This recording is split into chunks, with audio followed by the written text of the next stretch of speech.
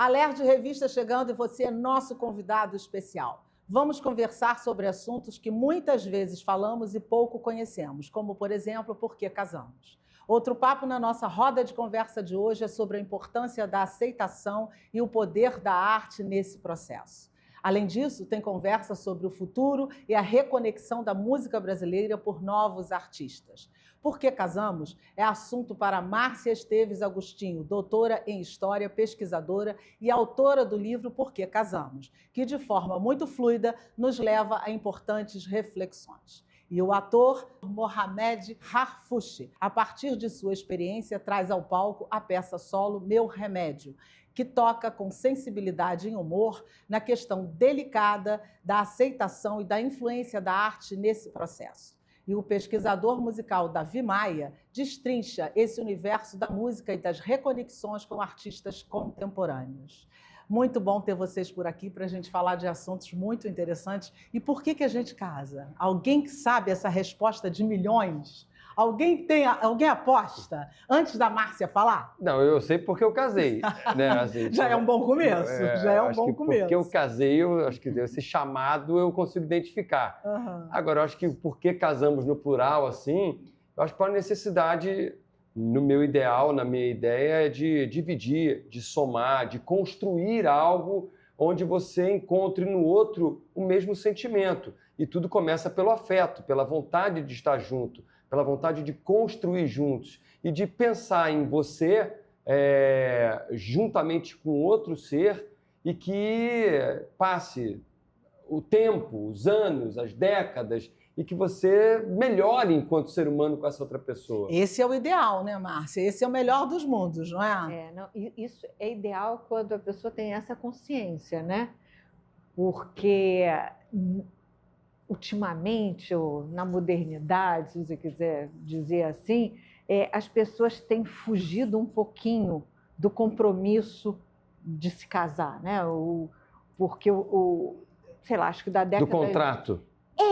Mas eu acho que não é só do contrato formalizado, não, né? Eu acho que as pessoas, desde a década de 60 para cá, mais ou menos, né?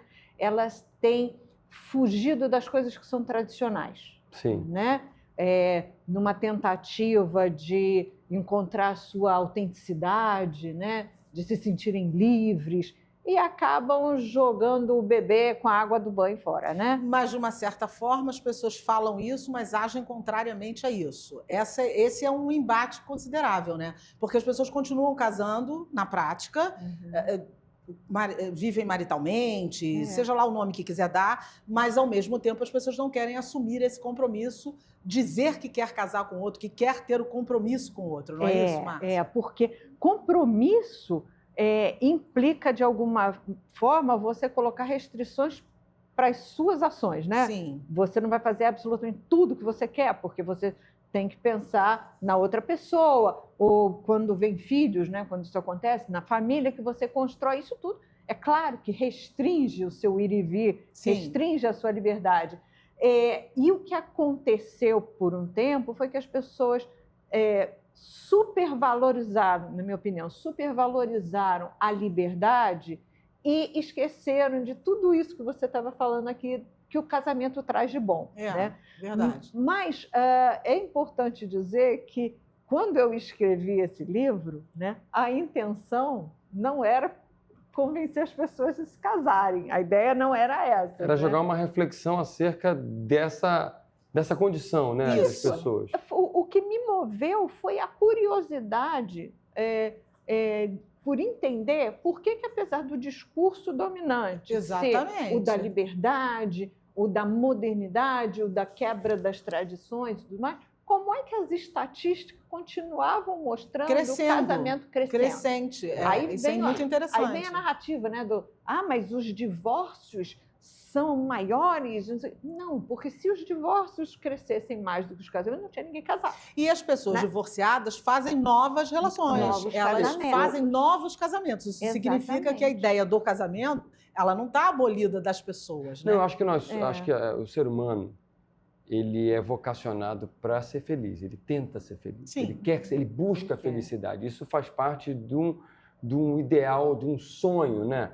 Davi tem quantos anos, 21 Davi? anos. 21. Você não é casado, né, Eu estou Davi? nesse lugar de muito aprendizado ainda. Na verdade, por isso que eu Não, tô você está ouvindo no mais. lugar da vivência também, porque você, independente da faixa etária, nós temos aqui, acho que faixas etárias diversas, distintas, mas todos 3 nós gerações, queremos ser felizes. Sim. E às vezes nós olhamos para o outro e a minha felicidade, pô, eu quero ser feliz com o outro. E acho que a potência do relacionamento, e a potência do afeto, e a potência do amor é algo que transforma e traz luz, alegria, felicidade. Com certeza. E a gente fica nessa tentativa de acertos e erros. O que eu acho é só um achismo, realmente, e de uma pessoa que não se casou várias vezes, eu tenho um casamento só, mas o que eu acho que acontece muito é que nós, tem até essa expressão, né, dos relacionamentos líquidos, né?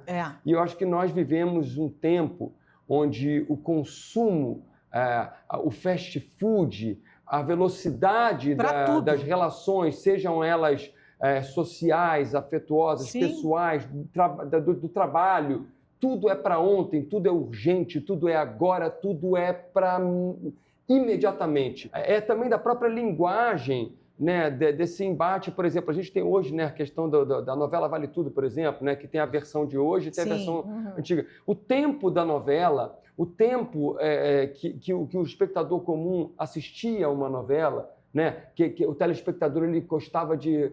A pessoa comia um sanduíche numa cena. Tinha tempo de se comer um sanduíche. Hoje não tem. É tudo Hoje clipado. em dia, inclusive, se consome Vale Tudo por clipes. Por clipes, você vê por recortes. Então, acho que isso também dá um pouco da tônica do que é o querer de hoje em dia. É tudo muito rápido, é tudo Você muito pra acha ontem. que isso explica a razão das relações não serem mais tão duradouras? Eu tenho dúvidas se as relações não são mais tão duradouras. Mas essa, com certeza, é a sensação que a gente tem, é a percepção que a gente tem. Sim. E é a narrativa que a gente acaba acreditando. Sim. Né? Mas, na prática, nos números, é porque eu, além de historiadora, eu sou engenheira também, então eu gosto de números. Gosta de números. Eu Gosta gosto de de número. fatos e dados. Isso. Né? Na prática, na realidade quantitativa, a gente não vê esse fenômeno da redução tão grande dos relacionamentos, não, tá? Por exemplo, namoros sempre existiram, Sim. né? Principalmente eu fui adolescente na década de 80, né?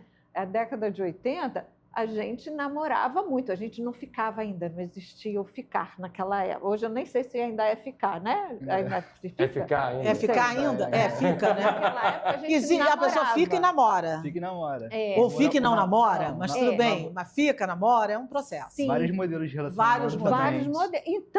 Então, a gente tem que considerar essa novidade que são os vários tipos de relacionamento.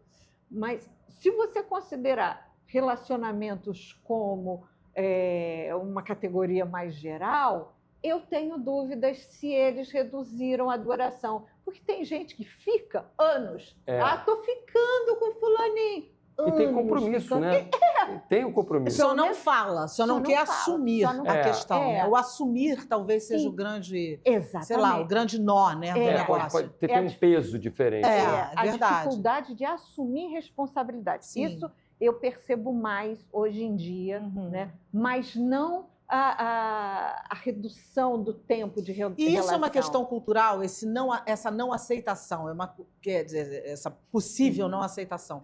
É uma questão cultural, você acha que é? Quando você fala cultural, eu tendo a diferenciar de natural. Sim. Então, nesse sentido, sim, é cultural. Né? Mas eu acho que tem muito a ver com o estilo de vida de cada momento histórico, né? De cada região, de cada lugar. Então, a gente falando, por exemplo, de Brasil em grandes cidades, a coisa ficou muito acelerada. Então, a gente acaba tendo que adaptar os relacionamentos para a vida que a gente leva. Para caber dentro da nossa vida, né? Caber dentro da nossa vida. Você está falando em adaptar. Hoje a gente tem aplicativo para tudo, inclusive para namorar, para conhecer pessoas. O que você acha sobre isso? Isso, na verdade, foi um facilitador? Não foi um facilitador? Isso é meio que engana-trouxa?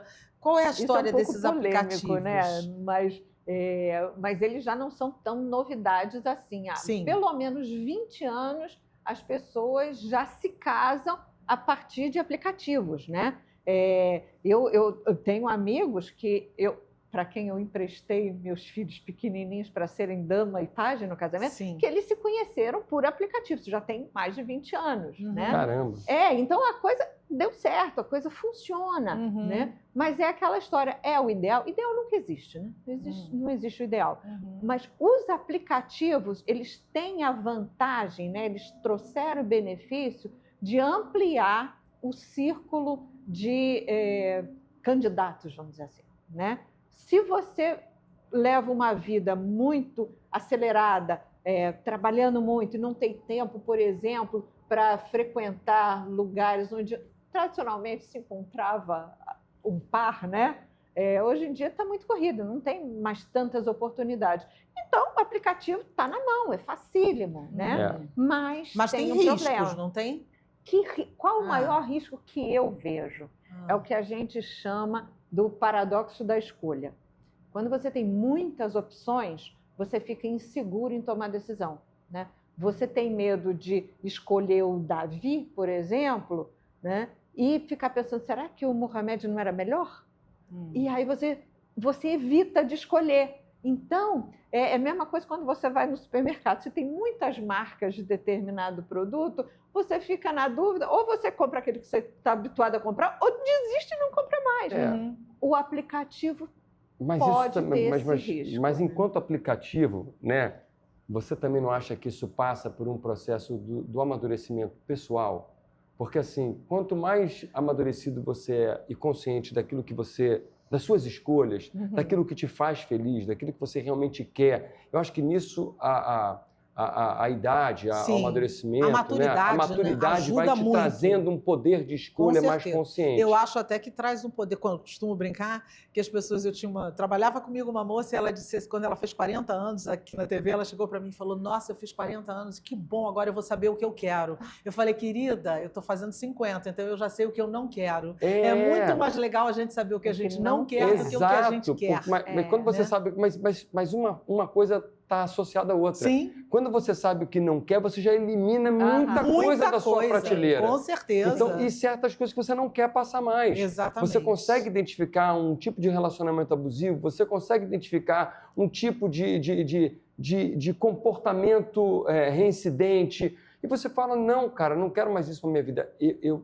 Isso eu não quero. É verdade. É uma grande realidade. coisa, né? E as pessoas estão mais exigentes, Márcia, na questão das suas escolhas? Então, isso é que me preocupa. Porque exigência demais, você acaba ficando sem nada. E aí as pessoas acabam ficando solitárias. Sim. Né? Porque elas acabam adiando esse compromisso. Quando normalmente a gente se casava com 20 e poucos anos, ou você chega aos 40... né? E ainda está na dúvida, será que eu quero mesmo me casar? Será que essa é a pessoa certa? Será que eu não vou entrar num relacionamento abusivo? Será? E você adia. Quando, na verdade, eu acho que a gente poderia se dar ao luxo de confiar nos nossos instintos. A gente não precisa tanta consciência assim. Eu acho que a gente não precisa de tanta maturidade.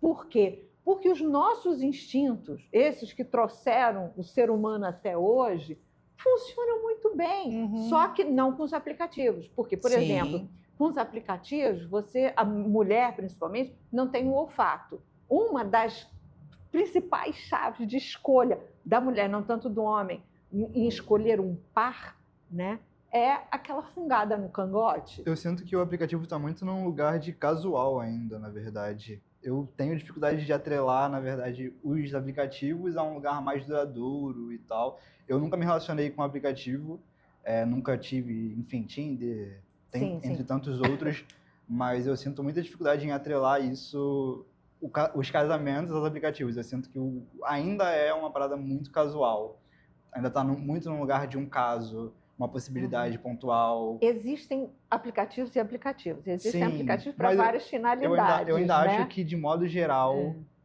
todos os aplicativos, pelo menos assim na minha faixa etária, é num lugar muito de casual e... Então, deixa eu te fazer uma pergunta, tá? Você com 21 anos, você e seus amigos, enfim, o círculo de contemporâneos seus, né? Onde vocês encontram pares? Não é no aplicativo? É aonde? Pares para além Pra de algo namorar. casual. Não, com 21 anos só para namorar tá bom. Não, namorar, casual não, sim, né? mas namorar Pra já ter um não é algo relacionamento. casual. Onde que você Não, mas o Namorar já não é Namorar algo já não é casual. casual. Não, Olha mas que- peraí, olha que interessante mas o algo isso. casual pode virar um namoro, Ou não? né? Tudo, eu acho. Não, pode mas ser. tudo Ou começa com um pontapé. Eu acho que não é mais assim. Não Eu é acho mais isso- assim? Não, Não, eu já vou escolher quem é melhor. Como é que eu vou escolher quem eu vou Eu namorar? acho que não assim? é mais Não. assim. mas Não, é que são muito... explica pra Davi, gente. fala pra Davi gente, tá dando Davi. aula aqui, são Mas é muitas porque experiências. São muitas opções. Eu nunca me relacionei com o aplicativo, né? Foi o que eu disse, mas Tá. o aplicativo ele abre muitas possibilidades ao mesmo tempo, né? Numa rolagem você vê, sei lá, 30 pessoas, você pode dar match com 5 Não, rapidamente ao mesmo tempo. Para mim, isso é um lugar completamente estranho. É esquisito, pra mim Para também. mim, não. Pra não, mim também. Eu sou uma Mas pessoa pelo visto- do olhar. Mas pelo visto também é Eu- pro Davi. Não, eu não É estranho pra não você encontro também. em aplicativos o que eu procuro. O que eu procuro, eu acho, nos meus ambientes, seja nos É. ambientes que eu vou, ainda O é que, que uma... você procura em primeiro lugar e onde você procura? Davi procuro em foco. interesses em Cuidado, calma, Davi. Eu Vamos fazer namoro, eu aquela. namoro. Agora é a lente da verdade É. pro Davi. Lente Vai, da Davi. verdade, vai. Mas eu procuro estar com pessoas que estão interessadas em coisas parecidas comigo, em ambientes não tão dissonantes também. Eu não vou, por exemplo, me relacionar com uma pessoa que seja de uma área de exatas, que não goste de música, Ó, o por exemplo. Eu acho que é preconceito. muito difícil. Olha. Então, sabe o que eu estou achando engraçado? Há uma racionalidade, Uhum. né? Que, por exemplo, eu sou muito instintivo nesse lugar de olhar e falar, nossa, Aham. é a primeira coisa que me apura o cheiro da pessoa, nossa, os risos da pessoa, O olhar. nossa, o olhar Pra daquela homem é pessoa, olhar mesmo. a conversa daquela pessoa, nossa, isso me encanta. Isso. E a partir daí, o combo que vier, tudo para mim pode ser interessante. Sim. Eu não penso que assim, por exemplo, eu sou casado com a Clarissa, ela não é atriz. Então, quanto assim, tempo vocês estão eu estou casado há 20, eu casei em 2009, né? Vamos lá. É. Então tem 15, mas eu boto para muito mais Tá. do O que isso. relacionamento é mais longo. É, porque eu namoro com ela desde os 18 anos. Ah, então, assim, é, eu tenho muito tempo, muita. É bastante uma vida tempo, inteira com bastante ela. tempo, é. Sim. Então, o casamento é só É um estágio a mais. uma nomenclatura que se deu mudança ao meu oferta, rito. entendeu? É. Aham. Mas o que me encantava, e quando eu estava nesse processo, era assim, pô, no colégio, caramba, todo dia eu olhava, nossa, como ela é, nossa, Uhum. o Te chamou jeito. a atenção o olhar, é pelo me olhar. desperta a vontade de querer estar junto. Mas eu acho que isso é uma coisa muito comum, não, Márcia? As pessoas continuam querendo olhar, entender para começar uma relação. Mas há uma lógica no que ele falou que é diferente, De né? interesses em comum. De interesse em De comum. interesses comuns. Isso é quase Mas- que uma questão de um formulário do aplicativo, mas que já é usado fora do aplicativo. Sim, O algoritmo- exatamente. não, mas Isso é uma aí- coisa que as pessoas mas sempre a Mas gente- no seu tiveram. caso, por exemplo, não há nenhum interesse em comum, por exemplo, na Clarice em cultura, ela pode não ser atriz, mas Exatamente. não há algo em cultura Algo que outro, una algo a vocês. ver com o que a pessoa tem. É evidente que há, mas a gente só foi identificar isso. Os gostos, ela tem gostos completamente diferentes do meu. Nesse ponto, a gente é bem diferente. E, Mas claro, isso não é necessariamente uma coisa que venha convergir, né? Eu acho que Sim. existem outros interesses Se que podem ser somam. como que se somam, É, mas o exatamente. que eu acho que é importante na fala do Davi, principalmente, é porque ele tem um algoritmo dele. ele Sim. usa. Nós temos também, Todo mundo todos tem, nós, mas a exatamente. gente não precisa ter consciência desse codificado, algoritmo. né? A gente não precisa, porque antes você tinha falado da consciência, da maturidade, eu acho que não precisa. Eu acho que funciona melhor quando você encontra uma pessoa, você olha para aquela pessoa, eu no caso, sinto o cheiro daquela pessoa e faço, tem algo interessante. Eu não preciso saber o que é interessante. Sim. Eu sinto o que é interessante, né? E se eu tenho o desprendimento para avançar, eu vou descobrindo outras coisas. O que eu acho que tem acontecido, mas provavelmente não mais na geração do Davi, eu acho que a geração anterior dele, eu acho que a dele já está fazendo a virada novamente, é o medo do compromisso, né? Eu acho que a palavra compromisso Eu é acho o que que deu um nó na história. Mas compromisso sempre dá medo, né? Em tudo, Sim, né? qualquer coisa. Mas o casamento Isso. pressupõe aquela ideia, sempre está na nossa cabeça, que é para a vida inteira, que é uma coisa duradoura. Sim. Isso é o tradicional, é o que a gente considera. Então, esse impacto do Até você que a dizer morte nos isso, você separe. dizer para aquela pessoa, vou ficar com você para sempre e tal. Eu acho que isso é que está dando o grande conflito. Esse é um assunto maravilhoso que eu ficaria aqui conversando horas com vocês, porque é muito bom a gente entender esse lado, mas eu super recomendo o livro da Márcia, está aqui, ó, Por que Casamos? Gente, é muito, muito interessante, vale, e sobretudo é uma leitura muito simples. O mais legal é que ela escreve de um jeito que você... Gente, eu li esse livro assim muito rápido. Eu, de fato, leio rápido, mas eu li esse livro muito rápido. É muito bom, eu recomendo muitíssimo. E lembrando, não é um livro para fazer as pessoas casarem se elas não quiserem. Exatamente. É só para entender o fenômeno do casamento ao longo da história humana. E ela divide o livro em vários temas, assuntos, assim. Inclusive, a gente não conseguiu falar sobre uma coisa muito interessante, amor e sexo, que caminham junto com o casamento, né? É um negócio que a gente tem que pensar também sobre isso. Mas é assunto para o próximo programa. Tá Você bom. volta para a gente falar de sexo, amor e casamento. Com certeza. Mas agora a gente vai fazer um rapidíssimo intervalo, mas a gente volta já já para falar do poder da arte na autoaceitação. A gente volta já já.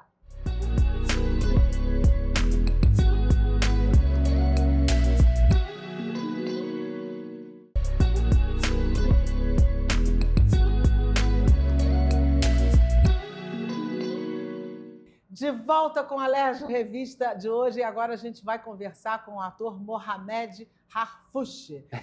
Acertei? Nossa, foi perfeita. Eu fui à aula antes. Olha. Eu fui para a aula, porque ele está fazendo um espetáculo maravilhoso que se chama Meu Remédio, que ele vai falar já já, que é... A base do espetáculo é sobre o nome dele, que é um nome interessante, peculiar, mas não é um nome naturalmente artístico, diríamos assim, não é? Comum, né? Assim, Não é embora seja o mais comum do mundo, no Sim. Brasil não é, né? Não, mas assim, artisticamente as pessoas acham que meio, escolhe o nome artístico, você até fala sobre eu falo isso sobre no o espetáculo também. também. Que é muito interessante. Olha, eu fiquei muito encantada com o seu espetáculo. Poxa, obrigado. Porque é um solo, e eu acho que, assim, como eu sou pesquisadora em teatro, trabalho com dramaturgia brasileira, é o meu foco de trabalho, das minhas pesquisas, eu acho que não dá para fazer solo de qualquer jeito, como as pessoas mais ou menos, às vezes, pensam. Vamos lá, senta lá, conta uma história, vamos que vamos. E não é bem assim. Então, precisa ter realmente uma história, precisa ter o que dizer.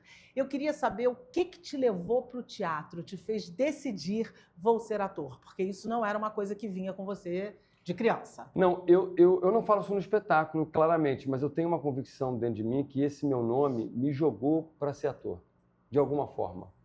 Porque ele me individualizou desde sempre. É um nome que me colocou em evidência desde uma chamada de turma, desde em chegar em qualquer ambiente. Pô, esse é o Mohamed. O quê? Como é que você quer? Eu era como se fosse um OVNI, sabe, uma pessoa que... Sim. Que nome é esse, assim? Então, havia... Isso, gente, eu estou falando, eu tenho 47 anos, né? Então, assim... Década de 80. Década de 80, eu fui uma criança... Eu nasci na final da década de 70. Sim. E fui uma criança na década de 80. Então, eu cresci tendo que ter uma habilidade em me desvencilhar de situações, seja bullying, seja sacanagem do cara que fica querendo te implicar com você por causa do teu nome. As chamadas de turma me causavam pavor. Eu tinha trauma com chamada de turma. Eu tinha trauma de me apresentar para um relacionamento também, a falar com a menina.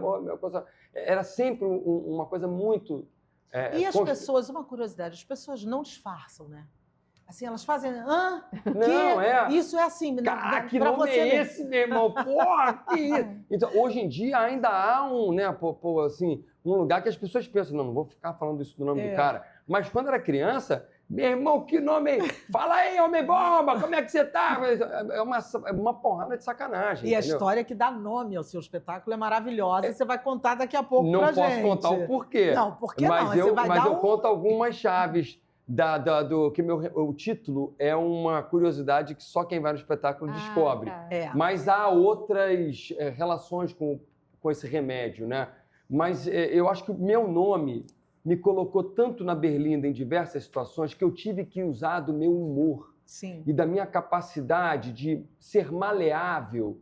Então, eu acho que quando por exemplo, iam brincar comigo ou tirar um sarro comigo, eu acabava tendo que me reinventar e tirar um sarro pior. Isso acabava me levando para um lugar de, em vez de eu ficar assim, eu fazia assim. É isso. E aí Você isso se me defendia jogou... no ataque. Exatamente, eu me defendia me jogando para a situação Sim. e levando na esportiva. Sim. De certa maneira, isso funcionou comigo, não é uma regra, não acho que meu caso se aplique a ninguém, mas da minha forma, eu acho que isso acabou me colocando, jogando uma luz e de uma certa forma, teatralizou minha vida. Mas E te doía? Claro, não era uma Mexia coisa... com você? Mexia. Mexia em um lugar que eu nem sabia que aquilo era uma dor. Uhum. É porque é preciso reconhecer que tudo que a gente quer quando é criança, pelo menos no meu caso, ou adolescente, é ser igual.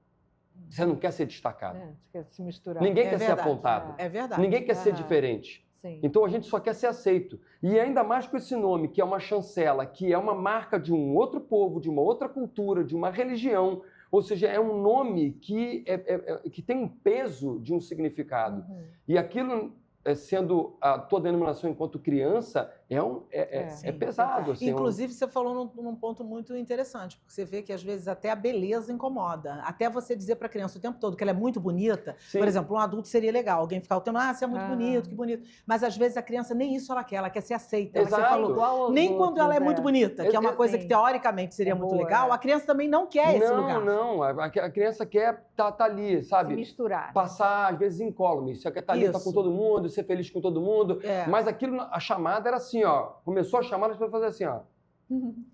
Sabiam que eu ia me ferrar. Todo Então, assim, dia era a mesma coisa. e não era um professor, eram 6, 7. Imagina. Num dia você tinha 4, pelo menos. Então, É. todo dia tinha... Então, era início de ano, era uma coisa horrorosa para mim. Até mudança de colégio, entrar numa turma nova, sabe? Então, assim, eu tinha... hoje eu tenho consciência do quanto eu tinha medo e aquilo se... Só que eu peguei esse combo e transformei isso dentro de mim de alguma forma. E acho que quando eu chego ao teatro, através de uma professora do colégio... Que foi um acaso, que né? foi um acaso. Sua chegada ao teatro foi um Meus acaso. pais não me levavam ao teatro, não tinha isso. A gente ia ao cinema de vez em quando e tal. Eu via as novelas, Sim. tinha interesse. Eu já brincava de fazer teatro com as minhas primas e primos, sem saber que aquilo era teatro. Ficava na portaria do meu avô, improvisando. Mas quando a minha professora leva a turma inteira para assistir uma peça de teatro, aquilo transformou minha vida. Porque... eu não posso contar tudo aqui, mas vou contar lá. Mas aquilo me individualizou de uma maneira que eu falei, cara, eu quero fazer isso. Aí entrei num curso de teatro levado pela minha tia escondido. E ali eu encontrei minha tribo.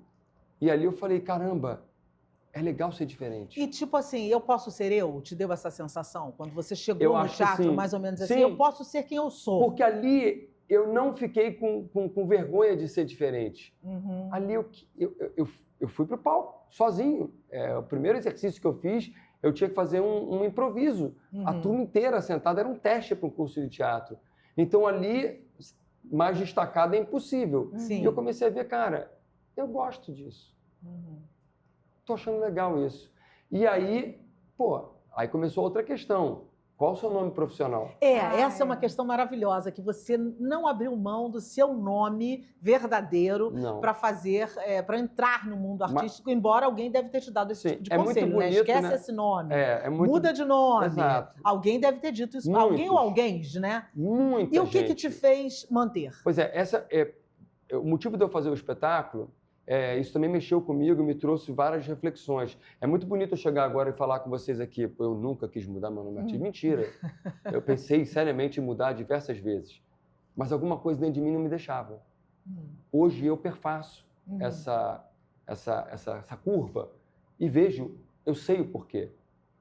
O orgulho que mesmo sem saber, eu já tinha do meu nome, do meu significado, da minha família, da minha ancestralidade. Então, acho que hoje a maturidade me faz enxergar o poder das minhas escolhas, mesmo quando eu não sabia que aquilo era uma escolha. Quando você nem identificava então, isso o como uma fato de escolha. não mudar de nome também é uma escolha.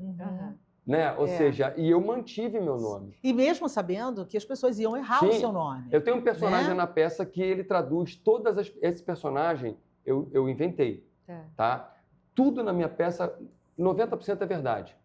tem algumas cenas que eu tive que criar a situação para poder ilustrar Sim. aquilo. E esse personagem que eu crio, ele personifica todas as pessoas, seja diretor, seja produtor, seja amigo, seja família, que me indicaram, cara, muda teu nome, bota Miguel, bota, sei lá, Marcos Harfuch. Mohamed é muito difícil. Rodrigo. Rodrigo. Que você fala, ele fala Não, das Rodrigo, namoradinhas. Rodrigo, bota Rodrigo. Não, eu cheguei a adotar outros nomes, Ai, assim, meu na Deus. Noitada. E a sua mãe, o que achava disso? Não, ela não sabia, porque eu ia pra boate, olha, boate, Sim. ó, tô entregando, né? Ah. Eu ia né, já não era discoteca, vai, mas Não. era boate. Tá. Vamos atualizar. Discoteca era pra mim. Vamos atualizar para resenha. Tá certo. Pra resenha. Pra resenha. A gente Pra ia pra- resenha. Eu ia pra resenha, imagina numa tuti, qual que é o nome? Mohamed, tuti. Oi, Mohamed, tuti. Mohamed, tuti. Qual que é o nome? Rodrigo. Sensacional. Aí facilita a vida, entendeu? Eu entendi que assim, cara, não adianta eu ficar batendo aqui porque é casual, entendeu? Eu tô na casualidade, vou explicar pra ele. Eu Vai tenho... esquecer amanhã mesmo? Eu vou esquecer amanhã, entendeu? Aí o problema é que se desse certo... Se Deus der mete. net, se der Como é que é net, teu nome, como é que então? vai ser? É Rodrigo Falei. Mohamed. Então esquece o Rodrigo, é só Mohamed agora, entendeu? É isso. São essas coisas. É. Mas eu sempre levei... o filtro da minha vida sempre foi bem-humorado. Uhum. Eu sempre gostei de contar os causos que aconteceram na minha vida e as coisas que envolviam o meu nome.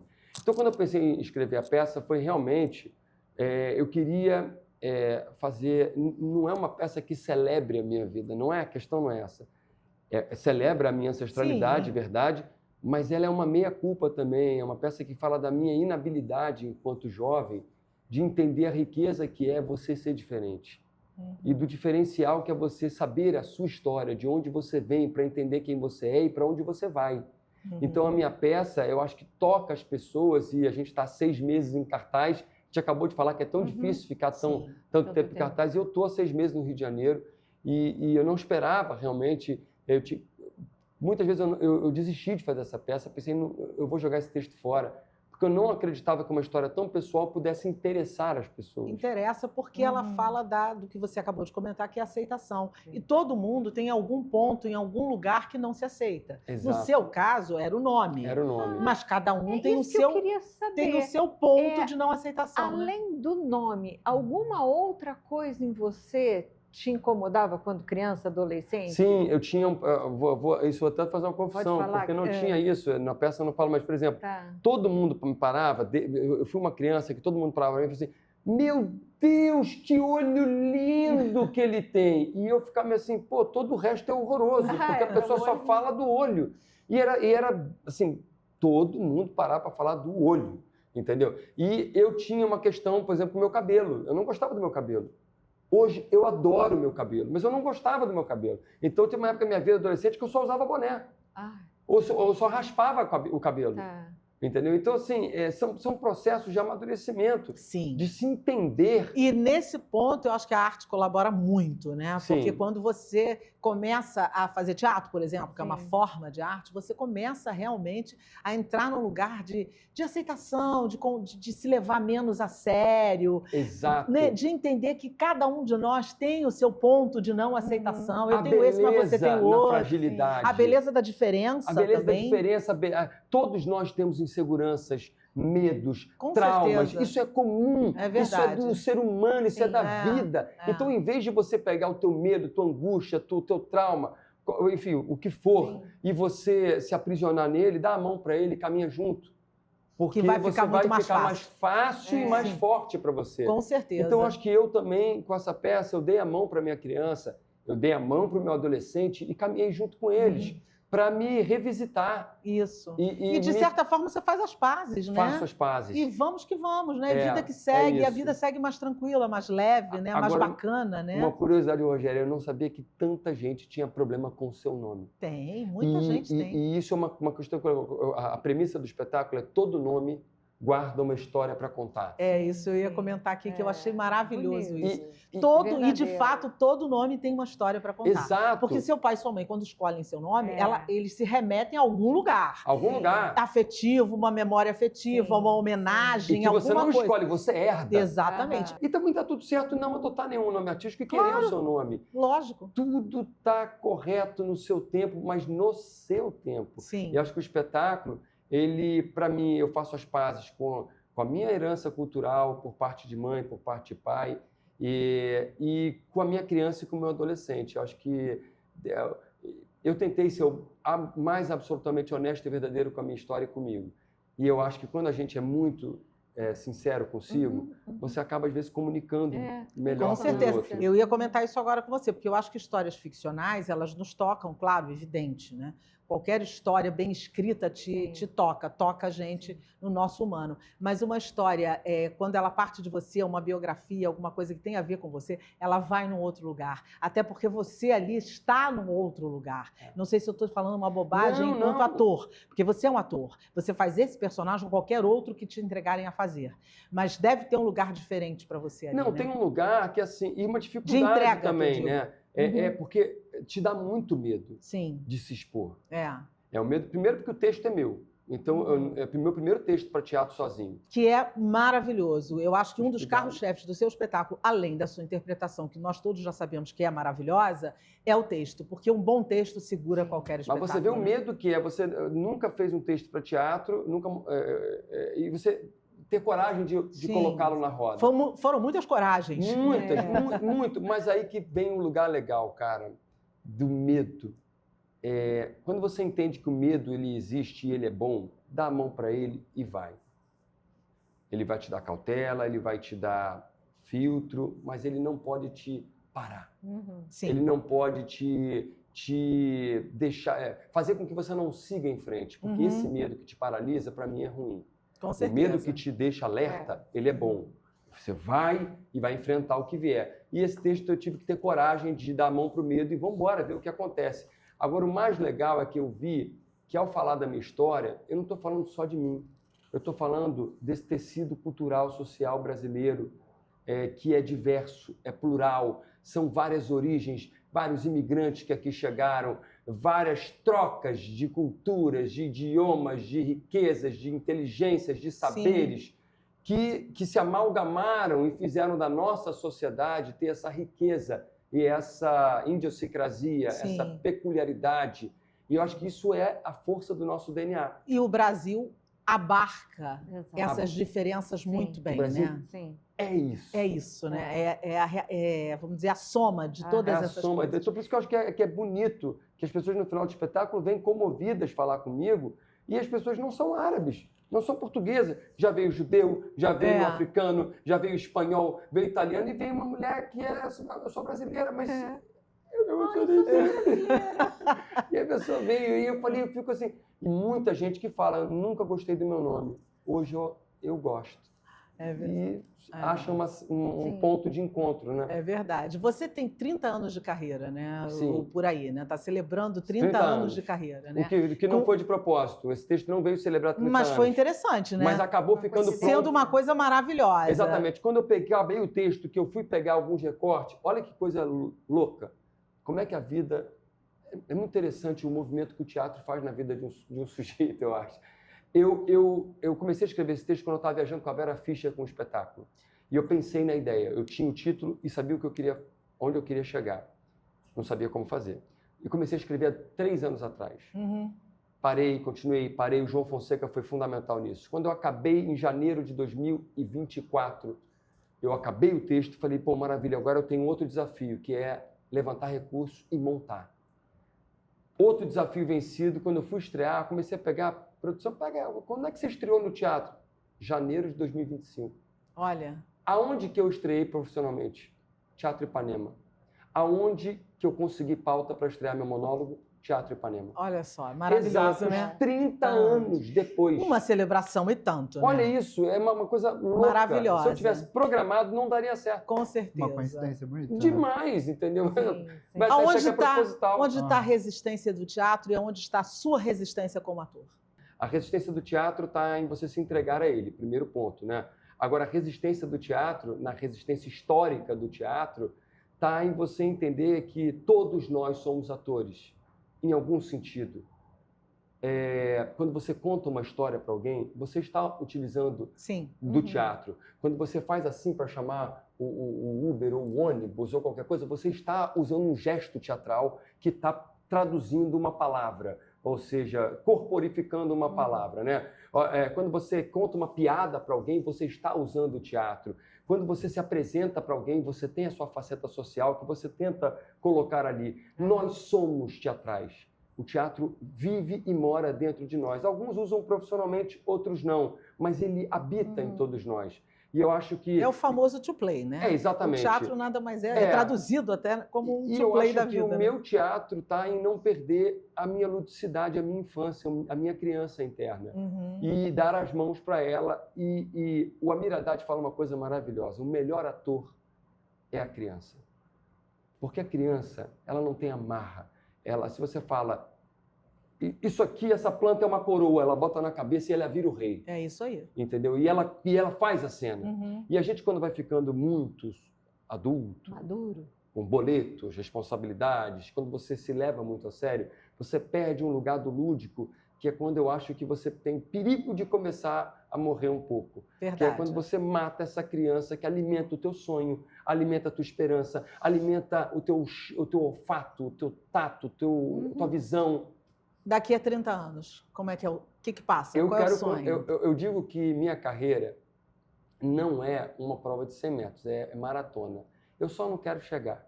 Eu quero continuar correndo, contando boas histórias, aprendendo, trocando. Tem uma frase que eu amo. Há várias entrevistas já falei isso. Vinícius de Moraes, a vida é a arte do encontro. Que eu continuo encontrando motivo para sorrir, encontrando pessoas para trocar e trocando conhecimento. Que viver numa ilha é muito chato. O melhor do teatro, em rápidas O palavras. melhor do teatro? Nossa! É viver junto uma experiência ao vivo. Deve ser mesmo. Convido o pessoal para te assistir, por favor. Bom, eu quero convidar todos. Tem alguma câmera específica? Aqui. 2 ou 3? 3. 3. Queria convidar todos vocês. Essa é a última semana do espetáculo aqui no Rio de Janeiro. A gente está em cartaz no Teatro Nelson Rodrigues, Caixa Cultural do Rio de Janeiro, centro da cidade, que já é um local icônico. A gente fica quintas e sextas às 19 horas, sábados e domingos às 17, com preços populares, numa temporada que eu tenho que agradecer à Caixa Capitalização, à Caixa Seguridade, à Caixa Cultural do Rio de Janeiro e a todos vocês que fizeram desse espetáculo possível, me prestigiaram, e essa é uma temporada de celebração dessa temporada carioca para a gente ir embora para São Paulo. Então, venha. Vá mesmo, porque o espetáculo é incrível, eu super recomendo, é rapidinho, eu falei, até comentei com ele, que assim, a peça passa tão rápido que você fica com o melhor do teatro, eu acho, ou de qualquer arte, é você querer mais. Você quer mais. Então, quando ele termina, você ainda quer mais. Que bom. Isso é que é o legal. Eu posso falar uma coisa, Claro. gente, que é o seguinte... tem muita peça bacana em cartaz. Sim. Tem muitos teatros fantásticos, incríveis. Vamos ocupar as salas, vamos ao teatro, vamos fortalecer. O teatro é um lugar onde você se reconhece enquanto indivíduo, onde você pode se melhorar como cidadão, como ser humano, como pessoa. E eu acho que se a gente não ocupa esse espaço, esses espaços acabam fechando, viram outras coisas, a gente perdem a sua função, a né? sua função. Verdade. Então, tanto teatro bom. Eu estreiei no Ipanema, que está reformado, está lindo. A Caixa Cultural aqui, a Caixa está maravilhoso. Vamos ocupar as salas. E tem muita história boa para ser contada. E tem muita coisa para todo gosto. Isso é que é o mais legal. Tem teatro para todo gosto. Então vamos ao teatro. Vamos ao teatro. E agora vamos para um rapidíssimo intervalo, mas não sai daí, toma uma aguinha e volta correndo. Você vai saber qual é o futuro da música. Ele está aqui para contar para gente. Davi Maia. Eu volto já já.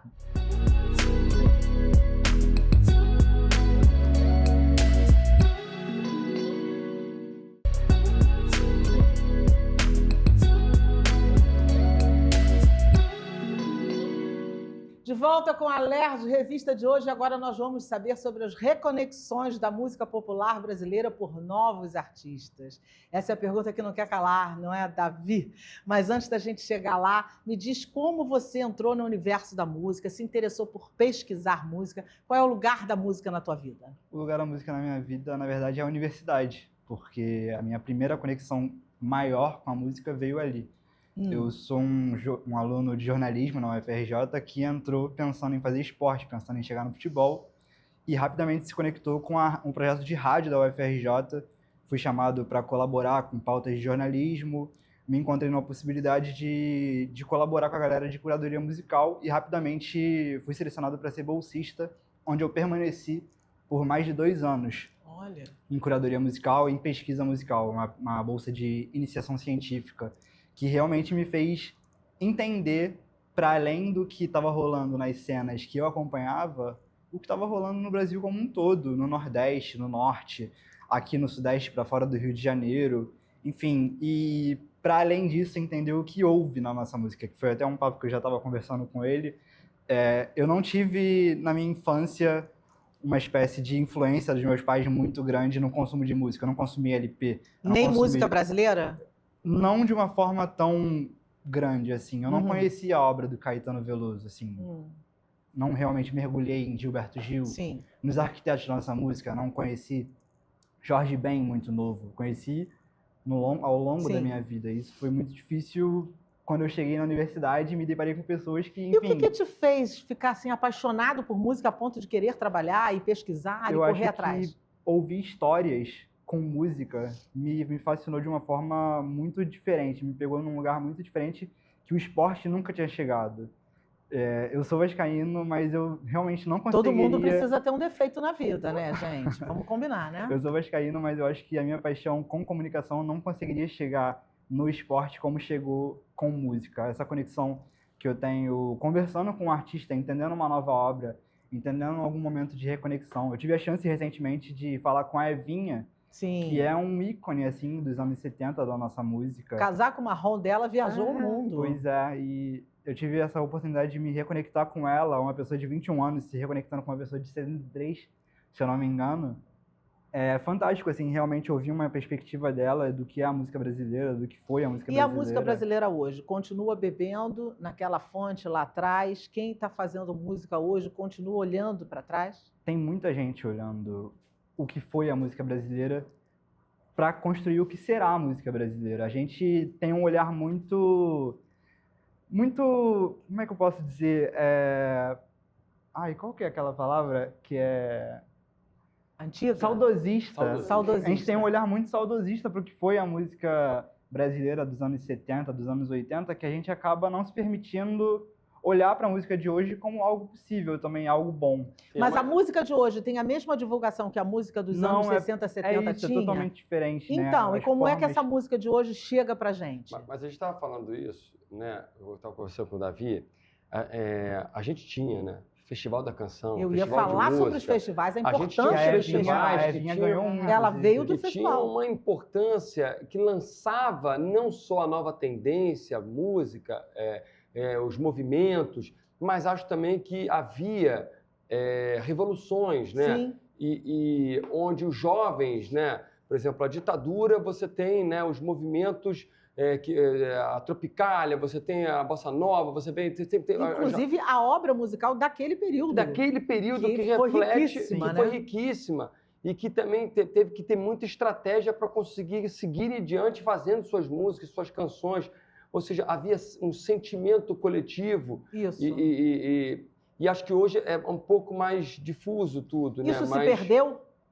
De certa forma, eu acho que se um dos últimos grandes movimentos da música foi o Mangue Beat, eu acho que hoje a gente consegue encontrar no hip hop muito dessa movimentação política na nossa música. Verdade. Se a gente não consegue encontrar o que foi a Tropicália hoje em dia, na nossa MPB, a gente consegue encontrar no hip hop um movimento de resistência, um movimento de resistência negra, um movimento de resistência pautado em revolução também. A gente ouve o novo álbum do FBC, Assaltos e Batidas, é claramente um manifesto ali, até comunista de certa forma. Lineker também com MPB. Maravilhoso também. Aliás, o álbum maravilhoso, né? Cheio de ganhou canções, vários prêmios, enfim. A gente tem Exemplos, assim. exemplos, Tem né? os garotinhos que foram indicados recentemente ao Isso, Grammy isso. Latino, ganharam, enfim, mas tem também é uma dificuldade de furar as bolhas, né? E a questão dos festivais, antigamente projetavam os artistas, como a gente estava falando, né? Apareceu Ivan Lins, apareceu Caetano, apareceu Chico Buarque, muita gente, Nara, enfim, muita gente. E hoje, aonde a gente descobre essas pessoas para sair da bolha, para sair do nicho? Eu acho que tem várias formas, né? A gente tem uma curadoria independente que chega em rádios universitárias, como a que eu participei. Eu acho que é uma curadoria que é muito descentralizada do que é o mainstream, do que são as grandes empresas por trás dos selos que hoje ainda colocam música para rolar nas grandes rádios e acaba colocando, por exemplo, sertanejo no topo, o trap como uma das únicas possibilidades do rap a ser realmente mainstream. Se não for o trap, não chega rap praticamente, sim. assim, né? Desde Emicida, a gente não teve um grande nome chegando ao mainstream. É engraçado, né? Por exemplo, do rap sem ser o trap, né? Sim. Por exemplo, eu gosto muito... Eu participei de um programa chamado Popstar. E lá eu defendi o rock. Né? Aliás, você toca muito bem, né? Obrigado. Tocou no espetáculo, eu vi como você toca bem. Você toca violão, né? Eu toco violão. Eu tenho um trabalho musical. Sim. E aí o que acontece? Eu tentei emplacar meu trabalho musical e mesmo depois da revolução industrial da música, onde as gravadoras passaram a perder aquele local, Sim. onde elas pegavam, gerenciavam tudo e faziam o artista acontecer. A cena independente, eu fiz parte dela também, tentando entrar de alguma maneira com uma música, com outra, com LP, com EP, na verdade, né? E com singles. É muito difícil. E aí veio os players digitais, né? Que tem diversos, Spotify, você tem Deezer, você Apple Tunes, você tem vários, né? Sim. Mas também ali entrar nas playlists não é simples. Pois é, assim. isso que eu queria falar, porque as formas de se ouvir música, essas formas foram mudando, né? E aí você pode encontrar, por exemplo, em redes sociais, um influenciador. Sim, mas como é que você vai tomar conhecimento de uma coisa nova que está chegando? Essa é uma dúvida que eu sempre tenho. Eu acabo sabendo porque tenho um filho que trabalha com isso, com música, é um jornalista da área de música e tal, então eu acabo descobrindo coisas novas. Mas e quem não tem? Assim, pessoas de uma geração como a minha, que não tinha essa capacidade que vocês têm. Como eu posso com isso? Eu acho que é consumindo as novas mídias. Eu acho que é consumindo revistas como a Monkey Buzz, revistas como a Noise, que propõem, inclusive, hoje uma revisita ao que foi o vinil. Tá. Com novas prensas de discos atuais. Aliás, o vinil tá bombando de novo. Sim, voltou na Europa já tomou a frente de todas as outras mídias físicas. Eu acho que a gente vai acabar abolindo tudo isso, quer dizer, voltar para ao que era. o analógico. E você não acha que, por exemplo, a falta de lugares para que essas pessoas se apresentem ao grande público, que eu quero dizer, isso não existe? É muito difícil chegar realmente artistas independentes em redes nacionais como a Globo. Pois é. E a gente vê algumas tentativas, por exemplo, em canais fechados, como o Biz e o Multishow, que Sim. tem o projeto Experimente, que a ideia é levar artistas de uma cena midstream ali, ou underground. Porque tem gente muito boa fazendo coisa muito boa. E tem muita gente fazendo muita coisa muito boa, não tem? A gente olha para trabalhos como o do Don L, Encaro o Vapor Volume 2, que ele está mergulhando no que foi a música brasileira para trazer um novo significado ao hip hop, que é uma cultura importada dos Estados Unidos, mas que está ganhando cada vez mais contornos nacionais para realmente se tornar algo brasileiro, que traga tambores como o Joca fez em Corta-Vento e o Luiz Barata está fazendo também em vários aspectos da sua música. São vários nomes, o BK revisitando Evinha, revisitando Trio Mocotó no álbum dele, e é um álbum que também vai chegando cada vez mais perto ali do mainstream, que é o Diamantes, Lágrimas e Rosto para Esquecer. O BK é uma figura que revisitou a estética do sample para referenciar o que é a música brasileira e também levou o que é a música brasileira para uma galera nova que não teve esse contato. Eu conheci a Evinha um mês antes do BK lançar. Mas se não fosse ali um mês antes, eu ia descobrir com o álbum dele o que foi a Evinha. E um ponto que você tocou interessante. Muitos artistas mais antigos, por exemplo, de gerações passadas, estão chegando por meio dessa juventude que está fazendo isso, né? A Laíde Costa ressurgiu, né? Apareceu, a Laíde, como se ela fosse... E ela já era maravilhosa a vida inteira, e lá 8 fora décadas, também. Você né? vê que o Maneskin, que é uma banda de rock, também. Ele surgiu com aquele Begging, que é um baita de um sucesso, que até já passou. Mas esse é uma música dos anos 60. Pois é. Que eles pegaram e fizeram rock em cima de uma reedição da música. Verdade. O Emicida, junto com o Pablo, e fez aquela música do Belchior. Né? Sujeito de Sorte, que ficou maravilhoso. É verdade. E não, tem mais uma. Felipe Cato. Felipe Cato, ela cantou Gal. Isso, Também. isso. Isso é Maravilhoso, muito interessante. No Sujeito de Sorte tem mais uma artista, Maju. Maju, sim. Isso Maju. é muito legal Então, é também. maravilhoso É, o trabalho verdade. deles, Tem entendeu? muita gente fazendo, E trazendo pegou essa Belchior galera. e trouxe Belchior E de aí volta. a juventude começa Aham. a conhecer A consumir, pessoas, né? que inclusive foram ícones da música, alguns vivos, outros não, Sim. da música brasileira. Falando nisso, saiu agora a lista das 100 músicas melhores do século, né? Sim. E teve uma lista enorme. Você concordou com aquela lista? Qual é a tua opinião dessa lista? Então, E já embarcando nessa pergunta, a pergunta que não quer calar, o funk não entrou. Isso é o quê? Preconceito, desconhecimento, o que é? Então, a gente pega o recorte de 1925 a 2025, né? Promovido Isso. pelo Globo. Inclusive, eu gostei muito da lista. Eu Gostou? acho que eu achei Você legal. concordou com as Mas músicas? eu sinto falta ainda de anos 2000 pra cá, né? Eu entendo que tem muita coisa boa na música brasileira e com isso muita coisa legal vai ficar de fora. Mas é difícil você ver uma lista que tenha 2 exemplos, 3 no máximo, assim, de anos 2000 pra cá, com tanta coisa legal sendo produzida. Quando que a gente vai olhar para o que é feito hoje, dando realmente um valor? Pois é, eu acho que aí entra num lugar que eu até um papo que a gente estava tendo, né? Tem que ter cuidado com o saudosismo? Sim. Tem. Eu acho que também tem que ter cuidado com o preconceito por parte de quem está consumindo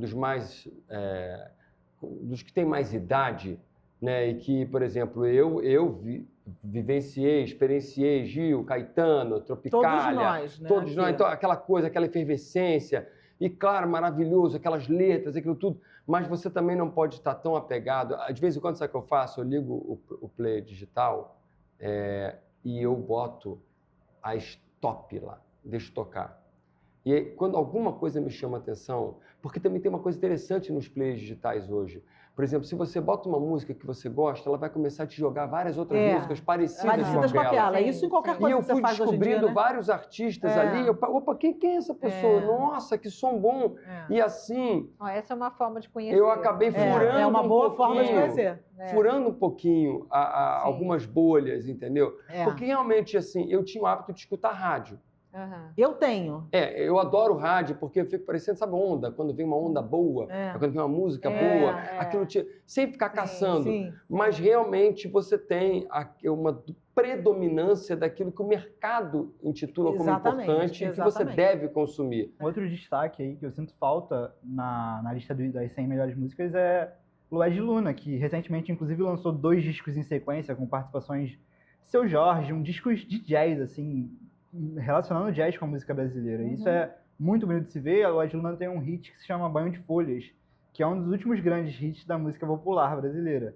É muito, muito reconhecido mesmo, de fato. Eu acredito que tenha tido alguns votos, sim, para ter participado ali dessa lista de 100, mas talvez não tenha chegado nesse lugar. E Quando você fala acha que sobre por funk, quê que as pessoas não chegam tanto, ficam mais como o Mohamed acabou de falar, em coisas que a gente já conhece, já acostumou, que até o ouvido já está acostumado? Eu acho que as votações elas são feitas talvez por pessoas mais velhas. Eu acho que se fosse feita por pessoas da minha idade, Seria diferente. de até 30 anos, assim, no máximo, acho que seria Não, diferente. que Os teve, reflexos. teve. Que teve, Não, com teve. certeza teve. Eu sim. posso te dizer com propriedade, porque o Teve. meu filho estava entre essas pessoas que opinaram nessa Mas eu Sabe acho que não que era, E ele não tem 30 anos mas ainda. não era a maioria. Sim, mas eu entendi o que você está falando. Eu acho que faltou um olhar mais renovado. O A maioria era... o próprio Emicida ficou de fora da lista como uma figura Poxa, eu acho o Emicida maravilhoso. clássica eu do também. hip hop nacional. Eu Eu amo o Emicida. Eu também. E aí a gente olha pra hip hop nessa lista, tem acho que praticamente só Racionais, que é Pois é. já Que é anos 90 e anos 90. É maravilhoso, mas é anos Maravilhoso. 90. E o Sim, que anos que 90. você... E qual a tua explicação, o teu entendimento sobre a questão do funk? Ainda é preconceito? Eu acho que tem um lugar de dificuldade de aceitar o funk como cultura de música eletrônica brasileira. Eu acho que ainda está muito ligado a um olhar racista, até de certa forma, para música de periferia e não um produto que a gente pode exportar e que é consumido lá fora com muita gente, que é muito valorizado lá fora. E que a gente até consome aqui, fazendo esse caminho todo. Olha só, vai lá para fora. E ele volta lá de fora, Exato. inclusive internacional, chega aqui de novo e a gente consome dessa forma, mas a gente não exporta. Então você ainda acredita num Eu certo acredito, preconceito em relação a isso? Eu acredito que tem muitos nomes também do funk, principalmente funk, os funks novos, assim, Carlos do Complexo aqui no Rio, a gente tem o Musão em São Paulo, várias cenas se moldando ao redor disso. A gente teve recentemente posicionamentos bem políticos. A Boiler Room aqui no Rio, lá em São Paulo, que teve que ser cancelada depois que foi exposto que eles tinham relação com empresas que financiam Israel na guerra contra a Palestina. E a gente vê esses posicionamentos dando corpo a um movimento que é o funk, que é a música eletrônica alternativa, que é a música eletrônica periférica, mas que não tem esse espaço tão amplo em divulgação. Posso dar uma sugestão? Claro. Seria legal? Não sei, mas eu estou super curioso. Eu gostaria de ver uma playlist dele. Eu vou perguntar. Que seria muito bacana você deixar para Rogério e para Você acha que eu não vou perguntar para ele qual é? Então vou perguntar agora, qual é o seu top 10 aí dessa lista das 100 melhores? Quais você destacaria? O que você colocaria? Pensando em hoje, eu diria Dom L, eu colocaria FBC com Assaltos e Batidas, qualquer uma do disco. No Dom L eu iria com Tristeza Não. FBC eu iria qualquer uma do disco. BK eu iria com a música da Evinha, Cacos de Vidro, que samplei a Esperar Pra Ver, assim, coisa linda. Tem Lued Luna. Peraí que eu tenho que anotar tudo isso, gente. Peraí. Depois você assiste o programa de novo e vai pegando. Lued Luna tem um que é feat maravilhosa, com Seu Jorge, Luna. Gosto nesse demais novo dela. disco dela. Agora eu vou ficar devendo o nome, mas se você pesquisar Lued Luna com Seu Jorge, assim, é uma música muito maravilhosa. O Joca, com Corta Vento, ele também tem lançamentos super expressivos, a música Exuberância, que ele reflete ali sobre a religiosidade dele para situar também o hip hop, de certa forma. É muito, muito, muito bonito. Tem muita coisa boa rolando. Muita Olha que coisa legal, boa tá rolando. vendo? Eu não vou dar 10 nomes, mas tem muita coisa boa mas rolando. você pode ser... Acho que Mas foram músicas, por exemplo, que não entraram nessas 100 melhores que foram colocadas. E quem sabe né? daqui pra frente, se a gente pega um recorte Isso. de 2000 até 2100, se essas músicas... Isso que eu ia te perguntar, dos próprios 50 anos, elas devem estar lá, não é? Mas eu vou dizer uma coisa, você tem uma definição. Eu posso estar falando uma besteira, mas eu acho que é do Herbert Viana, não sei. Não sei porque eu também acho isso, acho que minha vaga lembrança. Música boa é toda aquela que serve como trilha sonora de algum momento na sua vida. Ah, com certeza. Então, e todo mundo tem a sua. Então, eu acho que essa coisa das 100 melhores, o que é melhor, o que é pior, isso é tão subjetivo que eu acho que o bacana é a gente poder escutar essa gama de artistas que não estão, às vezes, no mainstream ou na coisa badaladíssima ou que nas gerações... como a minha, dela, a sua, mas poder pegar e a gente ter a disponibilidade de acessar e de se dar uma chance de se conectar com essas raízes que estão vindo forte e que a gente também tem o dever, nesse ponto, eu acho que de dar a mão, no sentido de se abrir para o novo, e dar né? a mão para o novo, diferente, né? Porque senão, não que eles precisem da nossa ajuda, não é nada referente a isso, mas de você se ajudar a se conectar com algo que pode ser potente e amanhã está nas 100 mais como coisas, como hoje a gente está falando das 100 antigas ou de coisas muito antigas, elas serão coisas que tenham peso e representatividade no cenário musical. Eu acho que o recado que fica é que a música brasileira segue. Ela nunca parou.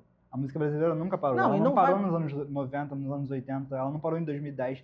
Ela não parou, não vai parar em 2020, nem Qual 2025. é a sua aposta para o futuro da música brasileira? Eu acho que o futuro da música brasileira está no hip hop.